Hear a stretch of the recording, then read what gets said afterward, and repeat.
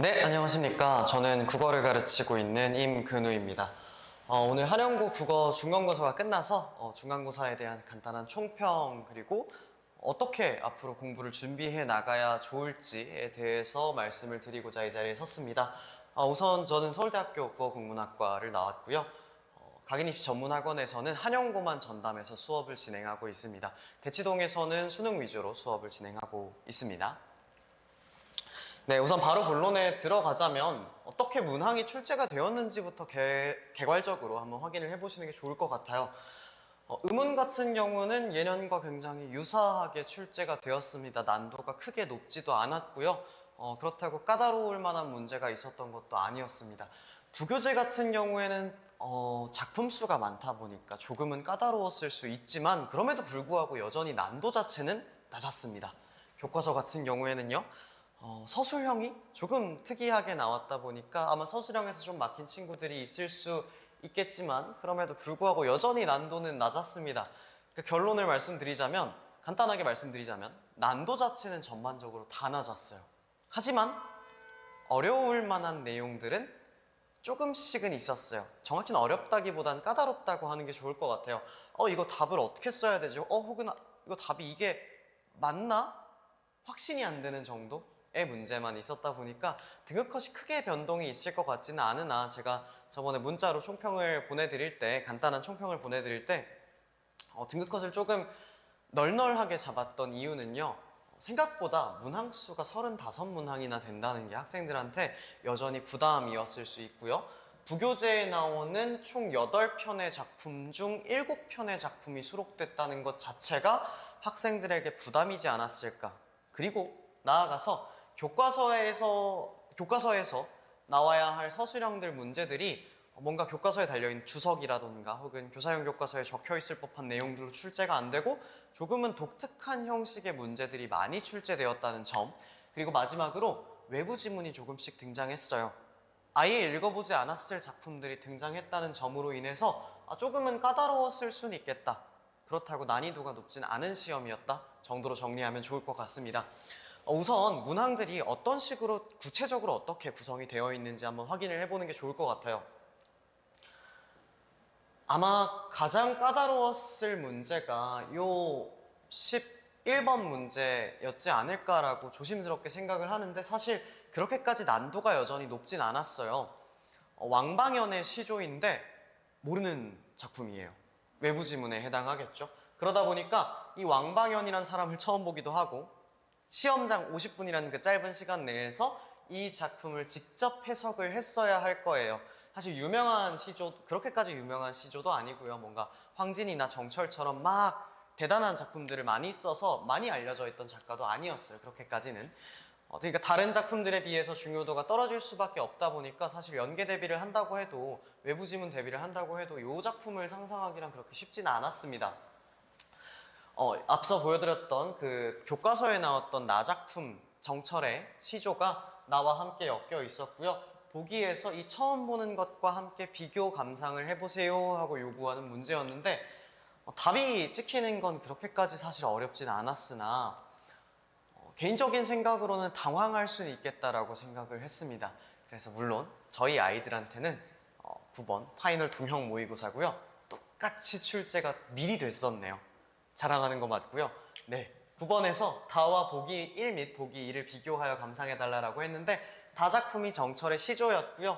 보기 1이 왕방연의 시조였는데 이 두 개를 한번 비교해보게 하면 좋겠다라고 생각을 탁 하자마자 파이널 모의고사에 제가 수록을 해놨었고요. 아마 제 학생들은 이 문제 같은 경우엔 상대적으로 좀 쉽게 넘어가지 않았을까 생각을 하고 있습니다.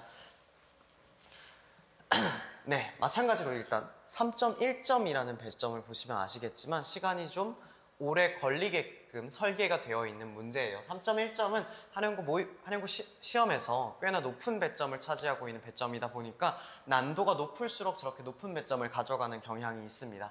그래서 어려운 문제는 아니었지만 시간이 끌릴 수 있는 문제였다 정도로 생각을 해주시면 되고, 이 문제 같은 경우도 사실 어렵진 않았는데 의아하게도 3.0점이라는 꽤나 높은 배점을 가져갔어요. 그 이유를 말씀을 드리자면 아마도 서술상의 특징을 묻는 문제 중에서 현대소설에서 가장 특이하고 가장 주목해야 될 만한 점을 묻기 때문에 그렇지 않을까라고 예측은 할 수 있겠습니다. 사실 출제 자체의 의도가 무엇인지는 잘 모를 만큼 문제풀이가 어렵진 않았어요. 나 작품 자체가 너무 도드라지는 특징이 있었는데 노란봉투라는 작품이었었고요. 기형이가 광순이라는 친구를 막 관찰하듯 이야기를 하는데 그것이 3인칭 작가가 기영이의 시선을 빌려서, 다시 말해서 특정 인물의 시선에 의존해서 작품을 감상하는 것이다 보니까 사실 답을 골라내는 것 자체가 어렵진 않았는데 생각보다 수능처럼 나왔어요. 보통 수능에서 문제가 출제될 때는요, 문학에서 제일 중요한 부분을 출제하게 되거든요. 마찬가지로 저도 동명 모의고사를 구성할 때 돌다리 그리고 노란봉투라는 작품이었는데요. 제일 중요한 지점이 서술자가 특정 인물의 시각에 의존한다 정도는 알아놓고 선지 판단을 한번 경험해봐야 하지 않을까라고 생각을 해서 가는 어때? 나는 어때? 하고 동시에 판단을 한번 해보게 했었거든요. 생각보다 수능형 스타일과 좀 유사해지고 있어요, 문제들이. 이전에는 다소간 지엽적인 부분을 묻고 있었다면 이제는 좀 더 본질적이고 문학스러운 문제들이 출제되고 있다고 생각을 해주시면 될 것 같고, 아마 이 문제가 변별력에 큰 도움이 되진 않았을지언정 고민은 좀 해봤어야 하지 않았을까 생각이 듭니다. 그리고요, 문법 같은 경우에는 여전히 시간을 끌기 위해서 큰 노력을 하셨어요. 이 지문은요, 제가 클리닉 모의고사에서 한번 출제가 됐던 문제인데 유형 자체가 완전히 동일합니다. 한번 읽어보시면 텍스트 자체도 처음과 끝까지 동일해요. 아래의 단어들을 발음할 때에는 음절 끝소리 막 하면서 설명해보고 학습 자료를 가지고 어떤 공통점이 있는지를 찾아내는 문제였는데 이 문제 같은 경우도 사실 난도가 높지는 않은데 처음 접했을 경우에는 당연하게 당황했을 수밖에 없는 유형이에요. 뭘 찾으라는 거지? 어떤 걸 찾으라는 거지? 하고 고민하다 보면 시간이 흘러가기 십상이고요. 또 시간이 흘러가다 보면 다른 문제들에 서서히 영향이 끼쳐지기 때문에 이런 부분들을 통해서 아마도 변별을 하고자 하지 않았을까라고 생각이 듭니다. 사실 물론 제 수업을 들었던 학생 같은 경우에는 이미 경험해봤을 문제이기 때문에 그렇게까지 당황하진 않았을 거라고 생각이 들긴 합니다. 마찬가지로 28번 문제도 이미 제가 똑같이 클리닉 모의고사에서 출제를 드린 적이 있어요. 그래서 학생들이 물론 안에 들어가는 단어들은 조금 차이가 있을 수 있지만 선생님이 여기서 하시는 말씀이 완전히 똑같아요. 이 똑같은 문제를 아마 보고 들어갔을 거기 때문에 조금 쉽게 시간 관리가 됐을 거라고 생각은 하지만 배점 보시면 아시겠죠? 3.3점이거든요. 제일 높은 배점이에요. 그러니까 그만큼 이런 특이한 유형들로 선생님들이 시간을 끌고자 하세요. 이렇게 시간이 끌리다 보면 서술형 답안에서 조금씩이라도 감점이 생길 거고, 혹은 아까 두 번째로 보여드렸던 문제같이 이런 문제에서 고민하는 시간들이 조금씩이라도 길어지다 보면은 첫 번째 문제를 감상하는 시간이 부족해지고, 또 시간이 부족하다 보니까 서술형에서 오류가 발생하기 시작하고, 이렇게 해서 아마 등급컷을 끌어내리려고 하셨던 것 같아요. 근데 여기에서 시너지를 내는 게 아까 교과서에 있는 거의 모든 작품이 출제가 되었고요. 부교재에 있는 작품 중에는 단 한 작품을 제외하고는 모든 작품이 출제가 되었어요. 그래서 시험지 보시면 진짜 빽빽하게 구성이 되어 있거든요. 이런 것들이 시너지가 나다 보면 당연하게도 등급컷이 조금씩은 떨어질 수 있고요. 학생들도 꼼꼼하게 준비를 했음에도 불구하고 당황하는 것만으로도 시험 점수가 쭉쭉쭉 떨어질 수 있다는 점에 좀 유의해 주셔야 돼요. 넘어가서 요것 같은 문제까지 설명을 했었고, 마지막으로 30번 문제 같은 경우에는 배점이 그렇게까지 높지는 않지만 이 문제도 제가 거의 동일한 유형으로 출제를 했었습니다. 물론 단어가 첫 번째에 오고 나중에 오고의 차이는 있지만 거의 비슷한 단어들로 구성이 되어 있거든요. 밭니랑 그리고 밭이랑 혼니불, 겉옷 이런 단어들이 출제되고 음절의 끝소리 규칙 혹은 국외음화가 어떻게 발생하는지를 탐구해 달라는 문제였는데 이것도 사실 어렵지 않거든요. 근데 학생들의 문제는 시간이 끌린다예요. 판단하는 과정에서 이거 뭐였지? 하고 멈칫 할 때마다 사실 5초, 10초 가는데 수능장에선 이렇게 한다고 해서 사실 80분짜리 시험에서 한두 문제 그러는 걸로는 타격이 크지 않거든요. 근데 한영고는 50분 동안 총 35문제를 풀어야 하는데 선지 하나당 5초, 선지 하나당 10초 이렇게 멈칫하다 보면요. 서술형에서 당연히 영향이 갈 수밖에 없어요. 그리고 이번 서술형은 말씀드렸다시피 조금 까다로웠기 때문에 이런 부분들이 잘 관리가 되어 있지 않고 처음 보는 유형들을 시험장에서 처음 접하다 보면 당연하게도 성적이 떨어질 수밖에 없어요. 아무리 국어를 좋아하고 잘하는 학생이어도 처음 보는 유형 앞에서 막히기 마련입니다. 사실 이거는 내신뿐만이 아니라 수능에서도 되게 자주 사용되는 논리인데 시험 문제의 난도를 조절하기 위해선 시험지의 난도를 조절하기 위해서는 생각보다 신유형이라고 하는 것들이 많은 영향을 미칩니다. 사실 교과서 자체는 어쨌든 교사용 교과서를 토대로 해서 선생님들이 이미 알려주신 내용을 외웠니 정도로 물어보는 건데 이런 신유형이 나왔을 때는 외웠어요 라고 답하다가도 근데 저 당황스러워요. 어떤 게 답이죠?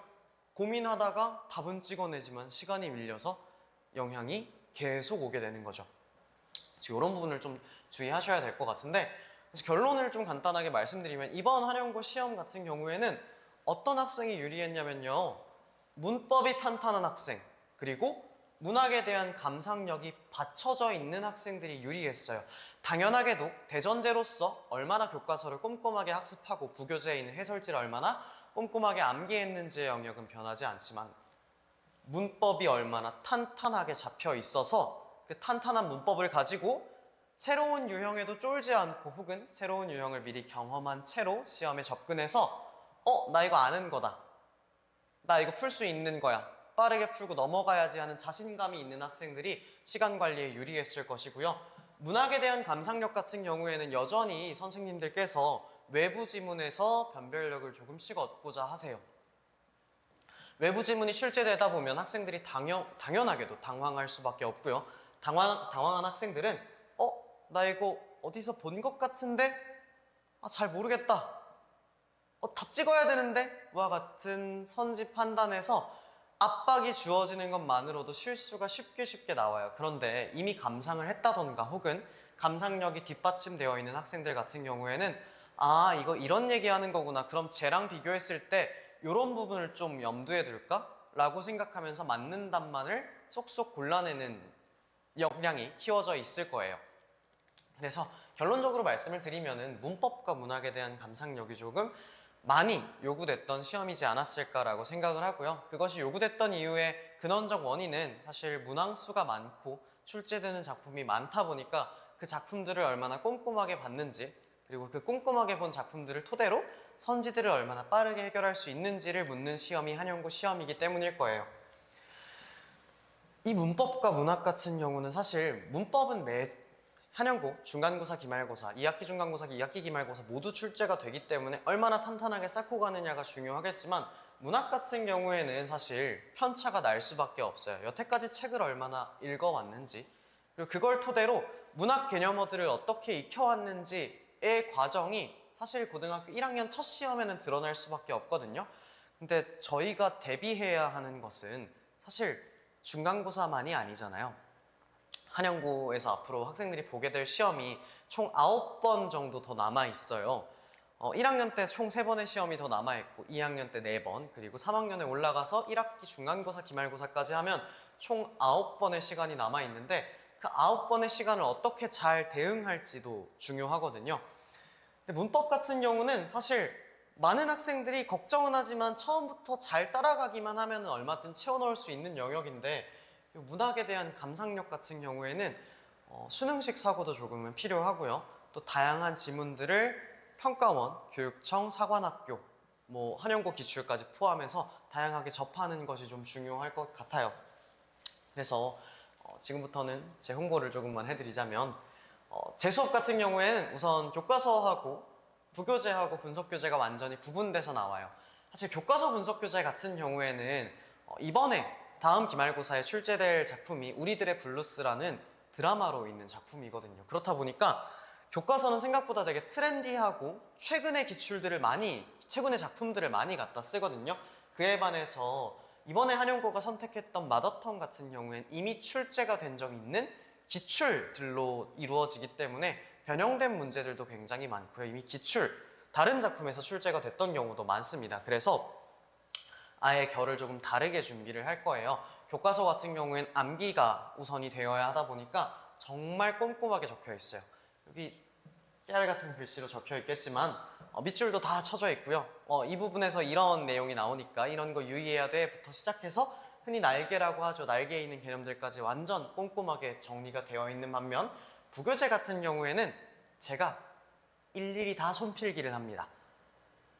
문학이란 이런 거야, 이렇게 감상해야 돼 하는 문학의 감상력 자체를 여기서 길러주기도 하고요. 동시에 외부 지문이라고 하거든요. 부교재 같은 경우에는 교과서 바깥이라서 외부 지문이라고 봐야 하지만 사실 미리 범위를 알려주기 때문에 온전한 외부 지문이다 라고 하기는 조금 애매하잖아요. 그래서 외부 지문, 아까 보여드렸던 왕방연의 시조 같은 지문들도 충분히 수록을 해서 학생들이 접근했을 때 나 이거 어디서 봤던 건데? 하고 자신감을 가지고 시간을 아껴가면서 접근할 수 있게끔 정말 많은 지문들을 수록해 둘 거예요. 특히 학생들이 문학에 대한 감상력 그리고 독서에 대한 이해력이 좀 부족한 상태일 수 있기 때문에 그런 부분도 부교재 분석 교재에는 포함이 될 예정이고요. 그다음에 계속 강조드렸던 것 같은데 동영 모의고사 적중률이 이번에 정말 높았습니다. 다행스럽게도 운이 좋았다고 표현을 하고는 싶지만 사실 저는 제가 잘 맞췄다라고 주장하고 싶어요. 저는 동영 모의고사를 뭔가 한 3일 전, 4일 전에 만드는 게 아니라 시험이 시작하는 순간부터 동영 모의고사는 꼼꼼하게 만들고 있습니다. 왜냐하면 사실 교사님들도 선생님들도 마찬가지로 시험 때 이거 내야지 하고 생각하면서 수업을 진행하시거든요. 저도 마찬가지로 학생들한테 내용을 전달할 때 이 부분은 꼭 출제해야겠다 하는 부분들이 있으면 모으고 미리 문제를 다 만들어 둡니다. 그래서 정말 퀄리티가 높고 많은 고민들이 들어가요. 그렇게 만든 상태에서 일주일 전에 제 팀과 함께, 서울대 팀이 따로 있는데요. 문제 출제만 하는 팀이 따로 있습니다. 그 팀과 함께 계속 고민합니다.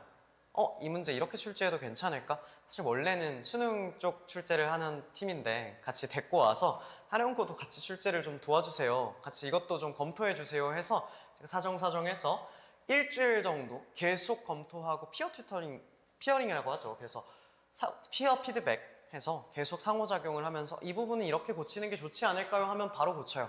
그 다음에 비교해 봅니다. 다시 풀어보고 이 문제가 이렇게 되면 더 좋겠다 라고 하는 식으로 계속 발전을 시키다 보니까 아마 그래서 적중률이 높지 않았을까라고 장담을 하고요. 클리닉 모의고사 같은 경우엔 이거는 매주 제공되는 모의고사예요. 제가 클리닉이 총 두 가지 형태로 나뉘어 있는데 클리닉 모의고사 같은 경우에는 학생들이 수업 직전에 와서 저번 주에 학습했던 내용을 토대로 복습을 하는 모의고사를 봅니다. 그래서 문항수가 적게는 20개에서 40문항까지 뭔가 OX 문제를 푼다라는 개념이 아니라 말 그대로 선지들로 구성되어 있습니다. 그래서 난이도가 꽤 높아요. 그리고 이것들이 대부분 기출들, 교육청, 사관학교, 리트 이런 것들을 변형해서 가져오는 것들이기 때문에 이것만 사실 꼼꼼하게 학습을 해도 보시면 알겠지만 여기서도 적중이 꽤 많이 되거든요. 그래서 이런 특이한 모의고사도 하나 존재하고요. 그거랑 별개로 학생들이 누적적으로 복습을 할 수 있는 장치도 필요할 것 같아서 저는 주간지가 제공이 되는데 주간지가 두 가지로 나뉘어져 있어요. 기본 주간지 같은 경우에는 교과서나 부교재에 수록되어 있는 문학작품 혹은 독서작품들이 출제된다고 생각해 주시면 되고 저는 문법을 정말 꼼꼼하게 가르치거든요. 왜냐면 한영고에서 문법이 비중이 낮다고는 하지만 계속 말씀드렸다시피 시간 관리를 하는 데 있어서 문법만큼 중요한 게 없거든요. 그래서 문법을 정말 꼼꼼하게 암기시키고 대부분의 문제들을 다 풀 수 있는 상태, 신유형이 없을 만큼 적어도 딱 들어갔는데 이거 신유형이네? 나 어떻게 풀어야 되지? 가 아니라 어디선가 봤는데? 라는 생각이 들 수 있을 만큼 문제를 많이 풀리거든요. 그래서 총 600제로 구성되어 있는 주간지는 아니고요. 월간지가 제공이 돼서 학생들이 매일매일 데이 1, 데이 2, 데이 3, 데이 5 이렇게 풀 수 있게끔 제공이 될 예정입니다. 주간지 기본 같은 경우야 문법 같은 경우는 나뉘어 있다 보니까 숙제가 조금 많기는 합니다. 문법도 풀어야 되고요. 주간지 기본 버전도 풀어야 되고 매주 클리닉 모의고사도 풀고 채점한 다음에 피드백도 받아야 하고요. 그리고 뭐 파이널 동영 모의고사 같은 경우에 마지막 날 푸는 거다 보니까 그렇게 특이한 점은 없을 수 있겠지만 주간지 양이 많다 보니까 학생들이 조금 하소연을 하기는 하는데, 사실 한영고에서는 난도가 높지 않은 시험이니만큼 꼼꼼히 준비만 하면 정말 좋은 성적을 얻을 수 있거든요. 학생들이 제가 제공하는 숙제에 80%만 해도 1등급 가까이는 무조건 찍을 수 있어요. 정말 많기는 하지만 이것만 따라오더라도 사실 학생들이 좋은 성적을 거둘 수 있기 때문에 이렇게 좀 꼼꼼하게 제가 준비를 하는 편이고요. 요것 같은 경우에는 제가 이번에 준비하고 있는 교재예요. 부교재 혹은 뭔가 핸드북 형식으로 제공이 될 것 같은데 문법이거든요. 손필기예요. 직접 다 적었습니다. 이 필기본을 가지고 뭔가 그 타이핑으로 친 손필기가 아니라 정말 말 그대로 손으로 썼습니다. 왜냐면 학생들도 손으로 써서 공부를 하는데 이걸 준비하는 제가 뭔가 타이핑을 해서 공부하는 것도 뭔가 진정성이 왜인지 모르게 없어 보이는 탓에 일일이 다 적었거든요. 그래서 일일이 다 적은 필기를 똑같이 베껴 쓸 수 있게 옆에 메모장으로 비워놨어요. 그래서 제 수업을 들으면서 학생들이 판서와 내용이 거의 동일하기 때문에 요거 보면서 따라 쓸 수도 있게끔 해놨고요. 핸드북이다 보니까 학생들이 보면서 계속 넘기면서 뭐 지하철 탈 때 본다던가 아니면 학원 오는 길에 본다던가 할 수 있게끔 구성을 해놨습니다. 그런데 당연하게도 모든 필기의 내용이 다 적혀 있지는 않아요. 제가 일부러 좀 지엽적인 내용들은 빼놨어요. 왜냐하면 남학생 같은 경우가 필기하기를 정말 싫어하다 보니까 이렇게 모든 내용이 적혀 있잖아요. 안 보고요. 정리도 안 해요. 그래서 저는 일부 내용들을 좀 빼놔서 일부러 적으면서 제 내용도 따라 쓸 수 있게끔 구성을 해놨습니다. 요것 같은 경우도 어쨌든 문법이 잘 돼야 시간이 남고 시간이 남아야 한영고에서 높은 등급을 받을 수 있는 거기 때문에 이렇게 구성을 해서 계속 문법에 익숙해질 수 있게끔 개념서 같은 느낌이고요.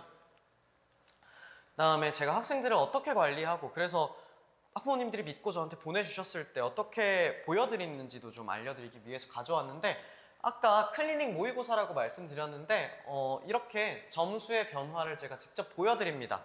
클리닉 모의고사 보고 나서 이 학생은 이 정도 점수 얻었어요 하고 피드백을 다 남겨놔요. 이번 시험에서는 의문이 어떻게 돼 있었고요.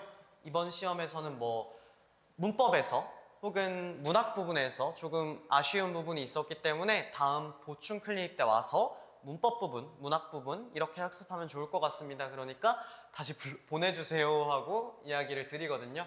그래서 매주 이렇게 문자가 클리닉 피드백도 나가고요. 하나의 사이트에 정리가 되어 있습니다. 그래서 수업 피드백 같은 경우도 수업 시간표부터 시작해서 오늘은 어떤 수업 진행했습니다 같은 내용도 다 나오고요. 숙제 피드백 같은 경우도 이미 수강하고 계신 학부모님들은 보셨겠지만 이행도를 제가 적어두거든요. 그래서 이행도가 이 친구는 좀 많이 모자랐었네요. 이렇게 해서 40% 어느 정도 완료가 됐어요. 어떤 내용 부족하게 되어 있으니까 추가로 제가 보충 클리닉 때 불러서 이거 숙제시키고자 합니다. 혹시 보내주실 수 있으면 또 보내주세요로 귀결이 되긴 하는데, 대부분 이런 식으로 숙제 피드백, 클리닉 피드백, 그리고 수업 피드백 해서 총 3가지 피드백이 사이트에 매번 업로드 되고요. 어머님께 사이트 링크를 제가 제공해 드릴 거예요. 그 사이트 링크에서 클릭 한번 해보시면은 이 내용들을 모두 누적식으로 확인하실 수 있습니다.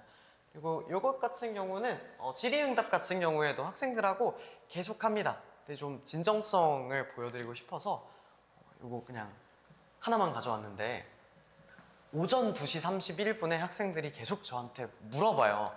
이게 꼭 학생들이 학습을 하는 시간대가 오후를 넘어서 새벽까지 가더라고요. 이상하게도. 네, 제가 항상 좀 일찍 자는 게 중요하다, 국어 학습에 있어서. 그리고 규칙적인 생활이 중요하다라고 하지만 또 학생들이 시간이 없다 보니까 학원 끝나고 나서 새벽에 공부를 하는데, 네, 학생들이 늦게 자고 일찍 일어나는 습관이 있다 보니까 저도 똑같이 학생들 잘 때 자고요. 학생들이 일어날 때보단 조금 더 일찍 일어납니다. 그래서 오전 2시 30분, 새벽 2시에 질문을 저는 얼마든지 받아주고 있고요. 그다음에 제 수업에서 좀 강조드리고 싶었었던 게 4월 22일이면 국어 시험 봤던 당일이거든요. 제가 학생들 아가들이라고 부르는데 아가들 일어났니? 라고 물어보고 밥 안 챙겨 먹고 와도 돼를 오전 6시 49분에 말씀을 드립니다. 학생들이 그러면 쌤 저 차가 막혀서 좀 늦을 것 같아요 하고 답장이 오기도 하고요. 어쨌든 아침에 부릅니다. 제가 한번. 언제냐면요. 시험 보는 당일날 찍보라고 해서 직전 보관과 완전히 별개로 제가 와서 땡시라고 들어보셨는지 모르겠지만 OX 퀴즈들을 정말 많이 PPT로 준비를 해서 자 얘들 하나 둘 셋 O야 X야?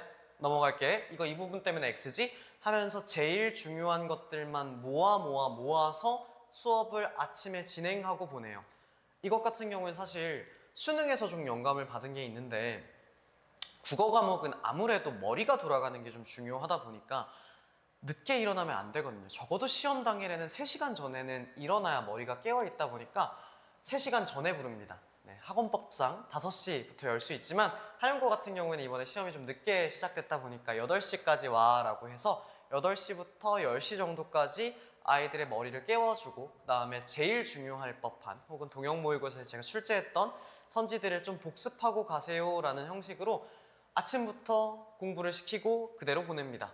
실제로 이번에 찍보에서 나왔던 내용들이 실제로 좀 포함이 되기도 했었고 찍보에서 의문 단어들을 여러 개 제시한 다음에 이거 의문 변동 어떻게 돼 했던 것 중 하나가 답이었던 적도 있어요. 이번에 출제됐던 문법 문제에서 똑같은 그 밭이랑 밭니랑 혼니불 같은 경우가 동영 모의고사에서 강조했다시피 똑같이 찍보에서도 강조했는데 우연찮게 문제로 또 나왔더라고요. 그래서 이런 것도 좀 도움이 되지 않을까 해서 계속 진행을 할 예정이고 참고로 저는 클리닉 모의고사 제가 만들고요. 동영 모의고사도 제가 만들고 대부분의 것들을 다 제가 만들어냅니다. 물론 조교들의 도움을 조금 받기는 하지만 그럼에도 불구하고 수업을 하는 사람의 손을 거치지 않은 자료들은 오히려 수업의 퀄리티를 되려 떨어뜨리고 학생들 학습에 혼란만 가중한다고 생각을 하거든요. 그래서 이 모든 것들 자료들을 직접 만들고요. 하나 더 떠서 이 모든 관리들도 제가 직접 합니다. 물론 학생들이 뭐 숙제를 했는지 안 했는지 정도는 조교 선생님의 도움을 받을 수 있겠지만 요 클리닉 같은 경우에는 제가 직접 다 참여합니다. 토요일 3시부터 10시까지 계속 앉아 있고요. 월요일 4시 30분부터 5시 30분까지 클리닉 할 때도 제가 직접 앉아서 직접 해설합니다. 조교쌤 시키지 않고요. 그럴 수밖에 없는 이유가 저는 클리닉 모의고사를 진행한 다음에 해설을 해줘요. 아까 말씀드렸다시피 제가 클리닉 모의고사에 되게 공을 많이 들이는데 그 공 들인 모의고사를 그냥 허투루 버리기가 싫어서 한 30분 정도 아이들이 문제를 다 풀고 나면 해설 강의를 시작해요. 1번부터 20번까지 빠르게 PPT로 타다다닥 넘겨가면서 이 부분은 이래서 틀린 거야, 이 부분은 이래서 맞아 하고 정리를 시키고 그러고 나서 밥 먹으러 잠깐 보냈다가 다시 본 수업을 시작하는 형식이거든요. 그리고 요거는 이제 메인 클리닉으로서 모의고사도 보고 빈칸 테스트 같은 것도 보겠지만 그거랑 별개로 학생들이 분명히 부족한 부분이 있을 수밖에 없어요. 예를 들어서 어떤 학생은 문법에 좀 자신감이 있고 또 어떤 학생은 문학, 어떤 학생이 이제 다음 학기에는 독서에 좀 자신이 있다 하면은 자신 있는 부분만 계속 풀거든요. 문법이 좀 자신감이 붙었으면 문법만 풀고요. 또 사실 전체 과목으로 봐도 이런 일들이 많이 생기는데 자기가 수학이 자신 있다. 그럼 수학만 풀어요. 영어를 잘한다? 영어만 풀어요. 근데 이렇게 되면 불균형이 점차 심해지고 국어에서는 특히 균형감 있게 공부하는 게 중요한데 어느 한 부분만 집중하게 되거든요. 그래서 제가 토요일에 따로 불러요. 따로 와서 이때는 남아서 무조건 빈칸 채우기 그리고 밀려있는 숙제가 있으면 보충하고 가야 되고요. 복습 과제도 제가 추가로 내줄 때가 있어요. 이런 부분에서 좀 많이 미비하다 싶으면 제가 문제를 추가로 정리해서 보내줍니다. 이 문제도 추가로 풀어볼래? 하고 사실 풀어볼래가 아닙니다. 풀어야 해 라고 하고 보내주는데 이런 과정을 통해서 이제 학생들이 복습하고 개념을 암기하는 것이 포인트라면 이 메인 클리닉 같은 경우에는 사실 시험에 나올 법한 내용들 그리고 제일 중요한 내용들 위주로 좀 정리를 한다고 생각해 주시면 될 것 같아요. 그래서 저는 이 클리닉이 총 2가지로 이루어져 있는데 이 2가지 클리닉 모두 웬만하고선 필수로 참여해야 되고 특히 메인 클리닉 같은 경우엔 빠져서는 안 됩니다. 반드시 모든 학생들이 와서 클리닉은 들어야 되고요. 불가피한 사정으로 뭐 학교 상담이 있어서 늦었어요 하면은 요때 와서 보고 가야 합니다. 해설 강의 같은 경우엔 유튜브 촬영한 영상으로 확인을 해야 하고요. 그리고 그렇게 봤던 클리닉 내용들이 학부모님께 매주 리포트로 제공이 됩니다. 이 부분에서 이번엔 많이 틀렸어요. 그래서 이 부분 보충해야 되니까 보충 클리닉 때 부르도록 하겠습니다와 같은 식이에요. 전반적으로 이런 식으로 관리가 이루어지긴 하는데 그럼에도 중요한 건 한영고는 어쨌든 간에 이 관리라는 측면도 관리라는 측면이고 자료에 대한 측면도 자료에 대한 측면이지만 학생들이 요 점을 좀 명심해 줬으면 좋겠어요. 사실 좀 중요한 내용인데 학생들이 까먹고 있는 게 있더라고요. 지금 당장 수능이 아니기 때문에 좀 괜찮지 않을까? 이 단기 하나 못 본다고 괜찮지 않을까라고 생각을 하면 안 되거든요. 왜냐면 5등급제로 바뀐 시점에서는 2등급 하나도 너무 큰 타격이 주고요. 3등급 하나도 너무나도 큰 타격이 될 수 있어서 매 시험을 좀 청춘을 함께 한다는 마음으로 저는 준비를 하지만 학생들이 자신의 청춘을 쏟아붓고 있다라는 생각을 좀 까먹는 경우가 있는데 꼭 꼼꼼하게 좀 준비를 했으면 좋겠고 또 숙제 같은 경우도 마찬가지입니다. 숙제를 풀 때 이 정도 양까지만 하면 괜찮지 않을까라고 생각할 게 아니라 정말 처음부터 끝까지 다 해야지 처음부터 끝까지 빠진 부분 없이 다 해야지 라는 생각을 조금은 가질 필요가 있을 것 같아요. 아마 5등급제가 사실 익숙하지는 않을 거라서 학부모님들도 그렇고요. 학생들도 이제서야 막 적응을 하고 있는 시기일 테지만 기말고사만큼은 이제는 적응을 한 상태에서 모두가 전심을 다해서 전력을 다해서 달려야 할 시기가 아닐까 생각하고 있습니다. 저는 계속해서 한영고만을 전담해서 수업을 진행할 예정이고요. 한영고에 최선을 다해서 그리고 열과 성을 다해서 그리고 청춘을 함께 한다는 마음으로 수업들 앞으로도 준비하도록 하겠습니다. 해설 강의 들어주시느라 고생 많으셨고 혹시라도 모를 이걸 들었을 학생들한테 한마디를 전하자면 정말 열과 성을 다해서 청춘을 다하는 마음으로 준비하셨으면 좋겠습니다. 네, 감사합니다.